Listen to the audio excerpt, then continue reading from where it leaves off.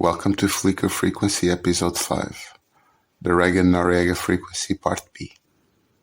We start this episode where we left off. We went from 1982 to 1985. We ended in Rambo 2. Let's pick up on Mark L. Lester's Commando. Segment K. 1985 continued. In 1985, we have Arnold Schwarzenegger's vehicle Commando. Much less overtly political than Rambo 2, but much more stripped down and cartoonish. Arnold Schwarzenegger plays a retired special forces guy rescuing his daughter from a fictional Latin American coup plot. The geopolitics are vague and mostly just an excuse for action scenes. The movie doesn't really seem interested in ideology or national trauma or even plausibility. Its interest is an absurd body count, macho charisma, comic book violence, muscles, and one-liners. Terrible, terrible, terrible one-liners. Let off some steam, Bennett. The tone is not ever serious. It's hard to take a movie seriously when you see John Matrix, a man-machine, just casually carrying a tree or needing only the flimsiest of excuses to jump out of a plane.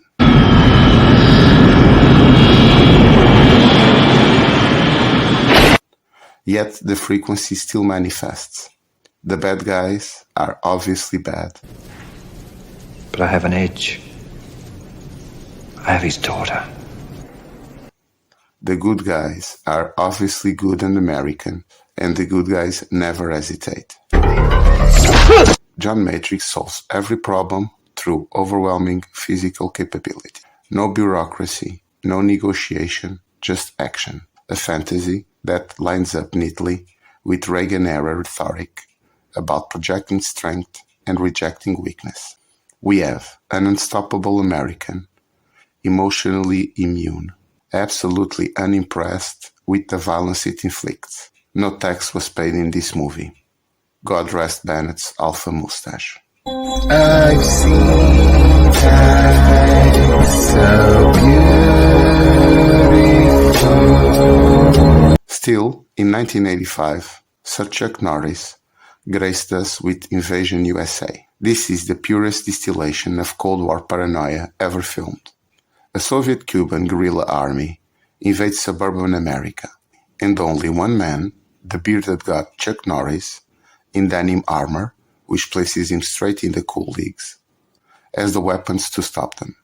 The film is an hallucination of Reagan's worldview. America is under siege, there are no borders, institutions are useless, and the enemy is everywhere. It's Red Dawn without teenagers, Missing in Action without Vietnam, and Commando without the jokes. I've seen that. But the denim, top tier. Segment L, the Rocky IV Retcon. 1985 brings us Rocky's fourth major bout. Not bad for the underdog. Stallone is still Rocky, kind of, in this 80s fever dream movie. What makes Rocky IV so fascinating is that it quietly rewrites the emotional meaning of earlier films to fit the political mythology of the 1980s. The original Rocky and Rocky II are grounded post-70s stories about insecurity, economic decline, and ordinary people struggling for dignity in a cynical America shaped by the aftermath of the Vietnam War and the Watergate scandal. Apollo Creed begins as a satire of commercialized celebrity and boxing spectacle, while Rocky is just a bruised underdog trying to survive. But by the time Rocky IV arrives, during the era of Ronald Reagan, the franchise transforms into pure Cold War mythology. Apollo is retroactively elevated into a noble symbol of America itself. His whole entrance scene for the fight against Drago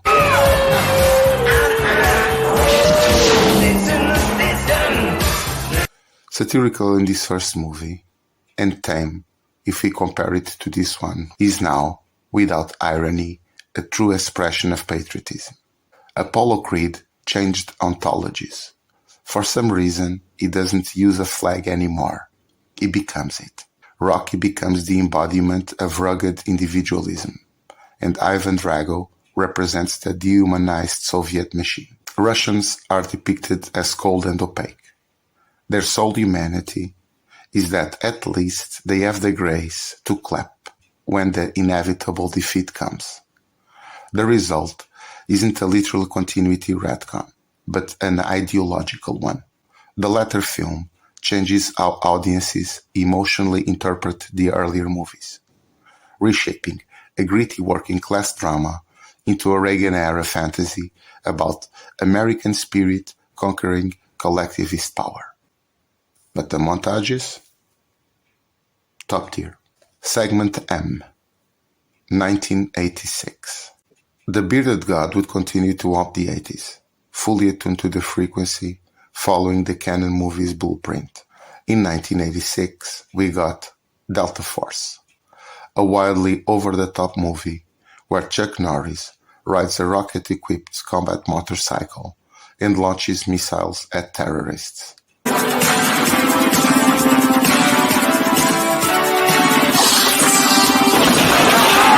It's basically the TWA Flight 847 hijacking, rewritten as a strongman revision fantasy.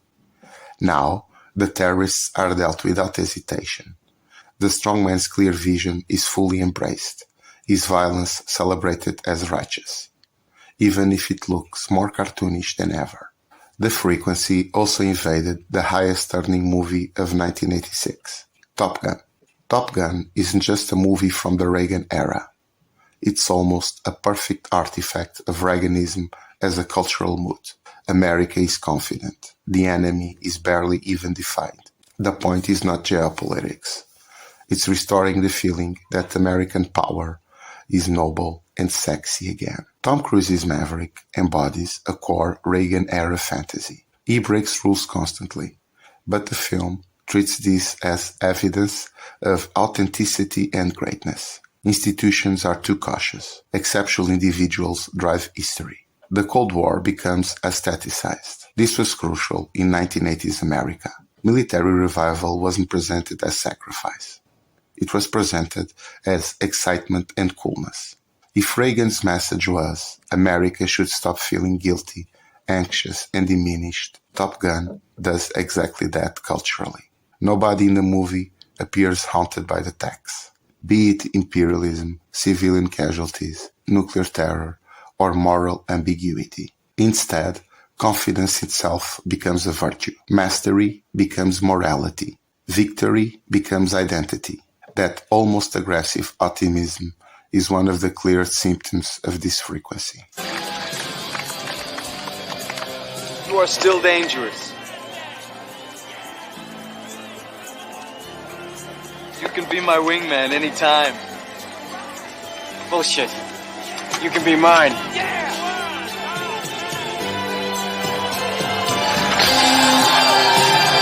But the homoerotic undertones? Top tier. And then we have Cobra. We have talked extensively about Cobra in this series. Not because it's good or bad, let's just call it avant-garde. But it's unavoidable to talk about Cobretti if we're talking about the Regan Noriega frequency. Cobretti fits like the gloves he wears. Tough on crime attitudes, individual strength and masculinity, distrust of bureaucracy, criminality as existential threat, and vigilante-style justice. The film presents courts and procedures as weak, criminals as savage and irredeemable, and violence as necessary moral action. The strong individual succeeds where government systems fail, and we know that if violence is institutional, it becomes tax-free. We have seen already that the stench of death never violates Cobretti's nostrils. At most, it makes his taste buds act funny. It's basically Reagan-era politics translated into an ultra-violent action fantasy. And it's a baffling movie. The Regan Noriega frequency is turned within. The jungle is now urban. Stallone becomes a rogue cop, not a rogue soldier, but he's still waging a war. There's less Vietnamese jungles, but there are more lowriders and satanic panic. But the structure remains identical. Violence sanctifies order, and the strongman sees clearly where institutions hesitate.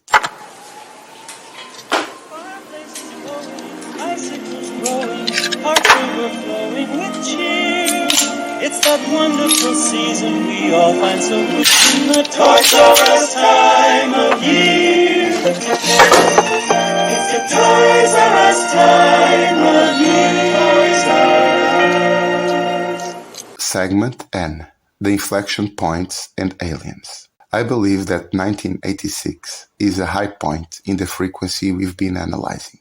But as we proceed forward, we will focus on the inflection points that will punctuate part of 1986 and 1987 and become hilariously blunt in 1988.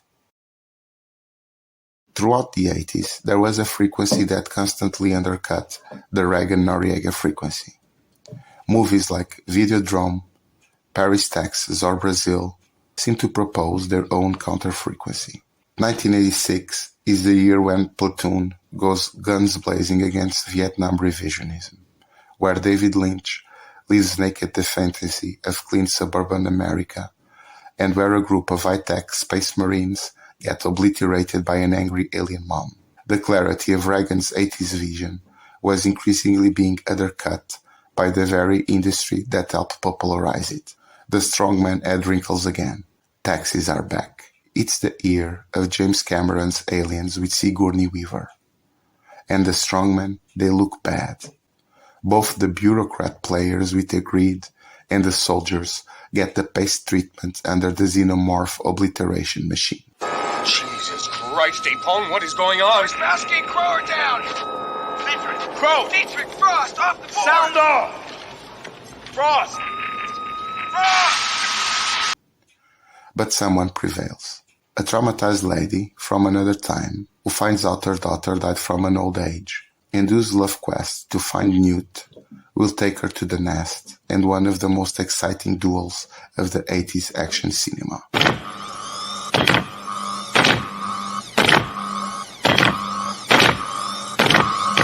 Get away from her, you bitch!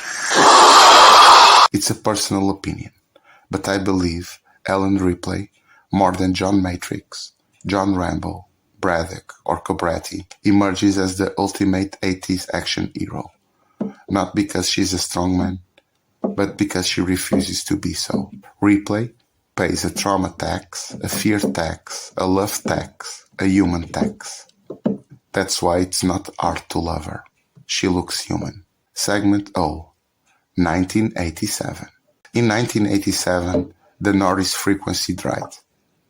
Sir Chuck, having graced us with 11 artworks from his 80 to 86 period, his blue face, like his amazing denims, couldn't muster the energy for a 1987 iteration.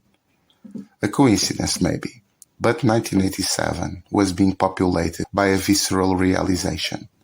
Now it wasn't the Vietnam being revised. It was Reagan itself. 1987 brought us Wall Street, where Stone turns his lens into the finance world. Reagan's era grammar of deregulation and greed becomes visible in a different register. Not the jungle or the battlefield, but the trading floor. We learn that greed is good. Empathy is for the weak, and that Gordon Gekko is the apex predator in the economical jungle war. Unlike Braddock or Matrix, he doesn't even need muscles. He's Reaganite made flesh. Gekko is the corporate evolution of John Matrix. He operates with the same total lack of institutional hesitation. But his minigun is insider trading, and his jungle is the free market. The point is, ladies and gentlemen, that greed, for lack of a better word, is good. But we'll move forward to violence-packed movies. That's where we will find there's a strongman paying the jungle tax once again. A strongman with a 1000-yard stare. Segment P. A 1000-yard stare. The Predator tricks us with what seems a sequel of Commando. Matrix assembling a super team. We have hyper-competent elite commandos who sport giant muscles, dominate jungle warfare, and fill the air with the frequency of their macho banter. You're hit. You're bleeding, man. I ain't got time to bleed. Oh. The movie's opening scenes are tinged with Vietnam movie grammar, from how Dylan is dressed to the unbearable heat. References to a lighter from a mission in 72. The usage of Long Tall Sally, when by the 1980s, audiences already associated helicopters plus rock music plus jungle with Vietnam cinematic memory almost automatically. There's also Billy's ethnicity and positioning of the group's tracker, reminiscent of Vietnam. Dylan mentioning how he missed the whole insertion into a war zone displays his comfort with interventionist military logic. Never knew how much I missed this, Dutch! You never were that smart. They enter the jungle as morally simple Reaganite avatars, techno warriors who pay no tax. They have the tactics and attack. They use stealth, surprise, and ultimately brute force. Half of the movie shows us the incredible power of this unit over this jungle, with the cigars that Dutch smokes symbolizing their confidence. But since the beginning of the movie, there are hints that things might be entering clusterfuck territory. Dutch lets us know his team works alone. He doesn't seem happy with Dylan's deployment, despite their friendship. And he also expresses displeasure over the fact that there won't be reinforcements. He insulates himself from hardcore Black Ops. He is clear about his team not being a cleanup crew. They are rescuers. We're a rescue team, not assassins. From the beginning of the movie, there's institutional tension. Their competence is established. We see them confidently track the jungle. Their camouflage is perfect. They blend in with the environment. They seem to be comfortable in the jungle. They find the shopper, and the stink of this mission grows. There's American boots on the field. Dutch doesn't buy Dylan's explanation, and we don't either. Things get stranger when they find American soldiers skinned alive in the jungle. Bill Duke's character foreshadows the destiny of the American soldier in this jungle. No way for no soldier to die. But Ventura's character unveils his tech marvel, its minigun. The clarity of the evil of whoever skinned those soldiers will be met with the American warrior and his technological might. The movie reminds us of the conflict between the bureaucrat and the soldier, when Mac threatens Dylan. I'll bleed you, real quiet. But we are already on our way to meet the guerrillas, and Dutch is decisive. The team is camouflaged, silent, no radio chatter, moving as ghosts in foliage. Dutch surveils the camp, sees prisoners, breaks the guerrilla camp into manageable kill targets, isolates combatants, and assigns its units. Each soldier does its work, flawless. The coordination is perfect. They are perfectly invisible before the attack. Dutch improvises a surprise tactic, and explosions fill the screen. Dylan points out it's showtime. We see bodies being thrown as the firepower is unleashed. The confused guerrilla soldiers are seen shooting in different directions, seemingly unaware of where the enemy is. They look disoriented. More explosives, and Blaine's minigun starts screaming. Someone not uniformed tries to escape by helicopter, and we see that Dylan has got the hots for him. Intense stuff. We even have one-liners, and we know that those hurt more than knives to the gut. Stick around. They either don't get injured or simply don't have time to bleed. The guerrillas end up about 60 guys poorer. Their force is overwhelming. Their firepower superior. Dutch and his team have just demonstrated the full power of the Reagan strongman fantasy. The Americans descend from the jungle canopy with impossible coordination and absurd firepower, slaughter dozens of men in seconds, and vanish. And that's exactly how the Predator will later function against them. This is also the last moment in the film where the fantasy holds. Moments later, the institutional layer starts to fall. There was never no rescue, just a deniable op, just an assassination mission. These guys are not legitimate soldiers performing clear moral work. They are assets. I woke up. Why don't you? You're an asset. And like assets, they will be treated by the predator, literally and devastatingly so. They will become trophies.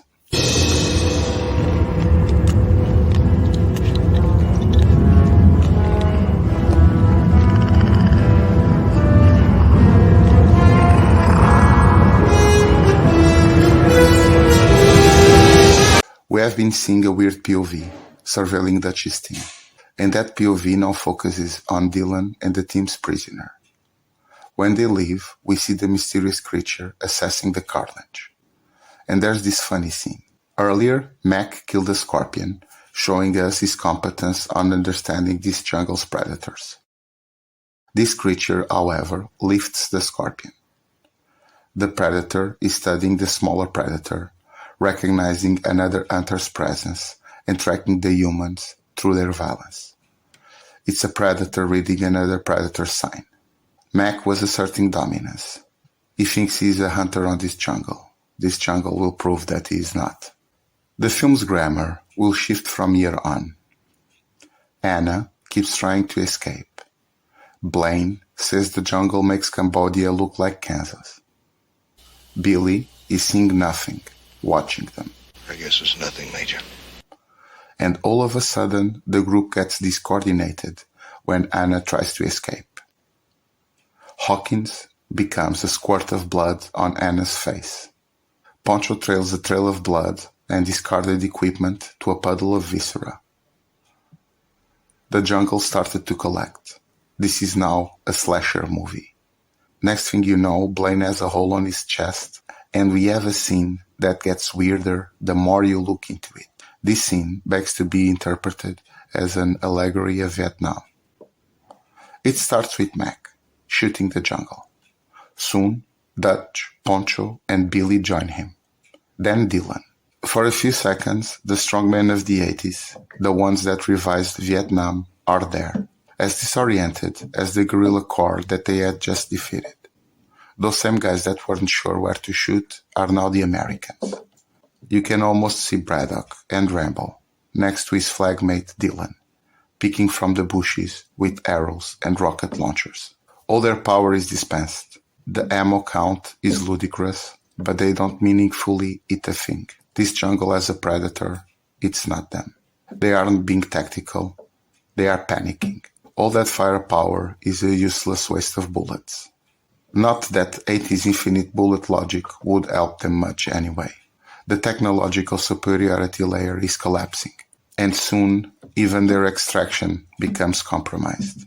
It's an awkward moment. Somehow it makes me remember the Cher wrestling scene in 1997's Gummo by Harmony Korine. There's a void, post-display of power. They look pathetic, but the strongman doesn't stop degrading. Mark starts paying the tax life. He looks unfocused, his mental health seemingly deteriorating. Broken by the death of not a good soldier, but a friend that survived against all hope with him. He was a good soldier. He was, my friend.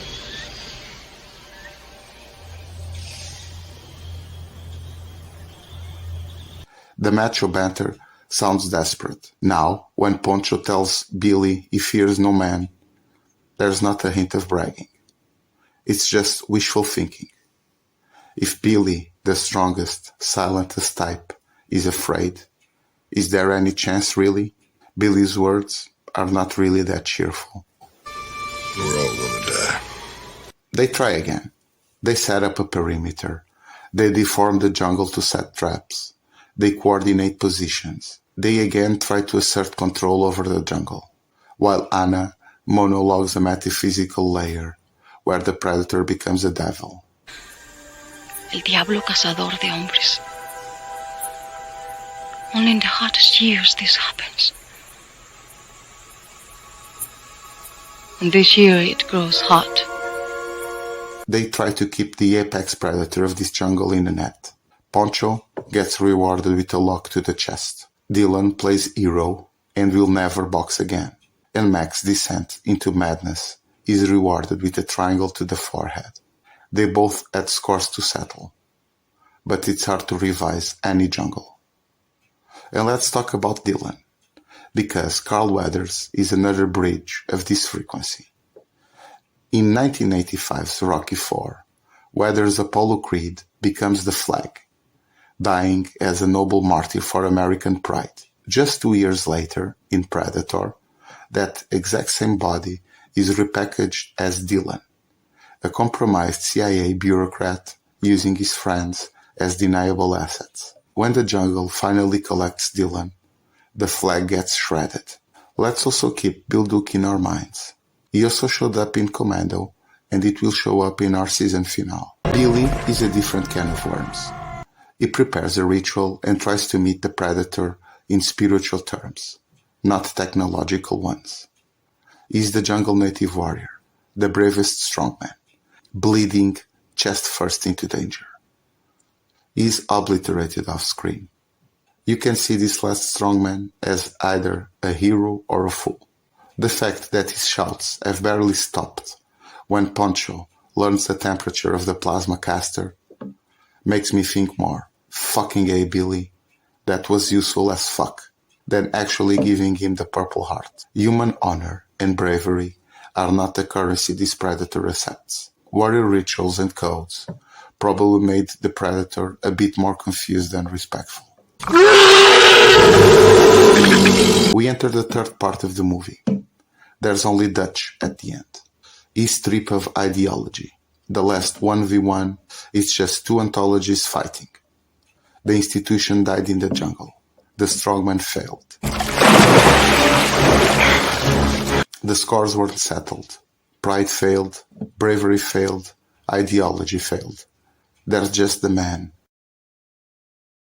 If the first part of the movie showed us the Reagan-era hero fantasy succeeding in a Vietnam-adjacent setting, and the second part obliterated the strongmen and their ideology, this third part sees the American hero resorting to tactics that seem to put him closer to a Vietnamese warrior than an American one. His main weapon is the willingness to study the enemy, accept his technological disadvantage, and work within those limitations. He becomes more patient and decisive. You can see American exceptionalism even if you squint at the rearview mirror. There's no nationalistic might, just human will to survive. Dutch, at the end, is not an American, he's just a human.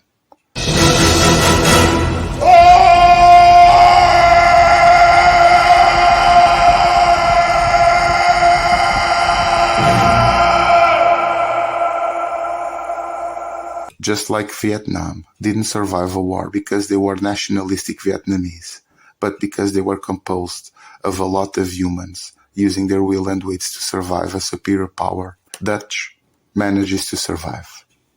Barely. When he finally gets in the chopper, we see it on its face. The stare of someone who will carry forever the horrors of the jungle, whose men become assets, fucked by bureaucrats, and fucked in the field by a strange predator. He ends up paying the tax Braddock or Matrix never paid, the tax that Rambo retconned, the tax that the Reagan Noriega frequency-inspired movies never had collected throughout the 80s. I've seen that so beautiful. Times are changing, as we will see in our next episode, where we will still look into this frequency, but from the other side. This time we'll focus on John Carpenter, a major carrier of the anti-Regan Noriega frequency of the 80s. I hope you liked this episode. Thanks for watching. We will now detune the frequency. Bye.